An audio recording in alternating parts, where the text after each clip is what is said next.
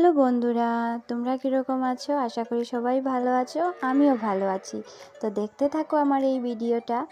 আর আজ আমি তোমাদের সাথে আমার যে ডেইলি লাইফস্টাইল শেয়ার করি ওইটা করব না, আজ করব একটি পিঠে বানানোর রেসিপি।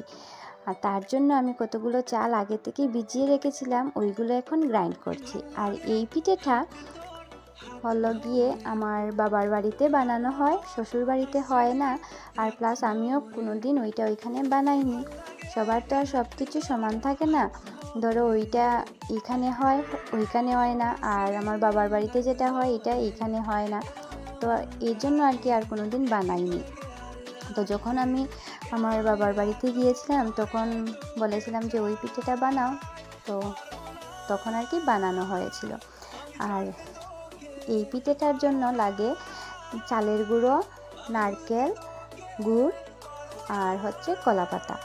তো কলাপাতা আনা হয়েছিল, ওইগুলো আমি এখন ছোটো ছোটো করে কেটে নিচ্ছি।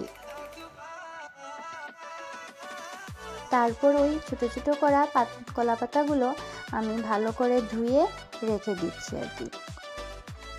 আগে থেকে ভালো করে ধুয়ে রাখার কারণ হচ্ছে জলগুলো কলাপাতাটাকে যাতে শুকিয়ে যায়, না হলে পিঠের মধ্যে লেগে যাবে আর পিঠেটা নরম হয়ে যাবে আর কি।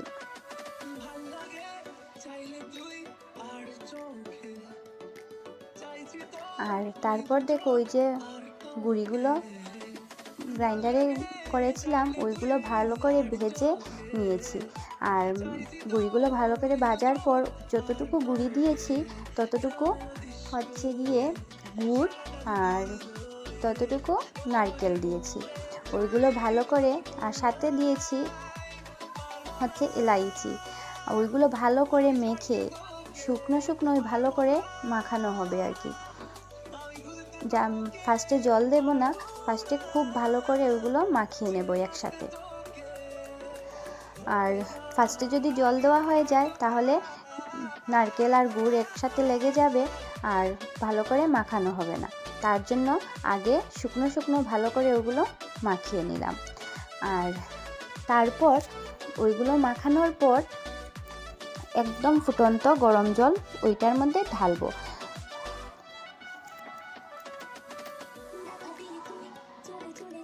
তারপর ওইগুলো জল ঢেলে ভালো করে মেখে যেরকম রুটির আটা মাখানো হয় সেইভাবে মাখিয়ে নেব। আর ওই দেখো আমার মাখানোটাও হয়ে গেছে।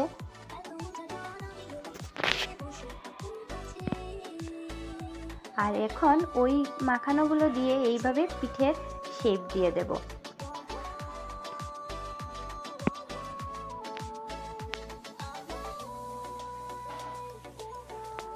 আর তারপর দেখো আগে যে কলাপাতাগুলো ছোটো ছোটো কেটে রেখেছিলাম ওই কলাপাতা দিয়ে পিঠেগুলো ভালো করে মুড়িয়ে আর সুতো দিয়ে বেঁধে দেব।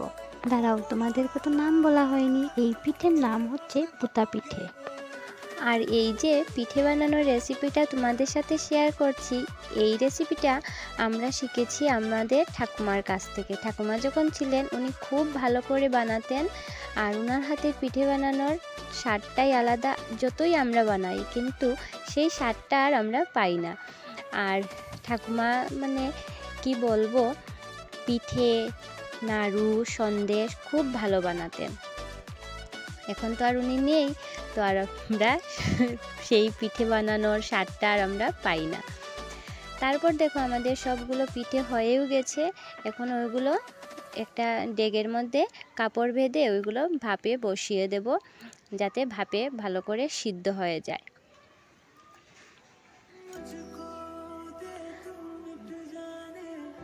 আর উপর থেকে একটা ঢাকনা চাপিয়ে দেব যাতে ভাপগুলো বেরিয়ে না যায়। তারপর দেখো আমার পিঠেগুলো প্রায় হয়ে এসেছে, এখন খাওয়ার জন্য পুরো রেডি। তো এখন খেয়ে নেব। তো বন্ধুরা, আমার ব্লগটা কীরকম লাগলো তোমরা প্লিজ কমেন্ট বক্সে জানাবে। আর যদি ভালো লাগে থাকে তাহলে প্লিজ শেয়ার করবে, লাইক করবে, সাপোর্ট করো। Bye bye.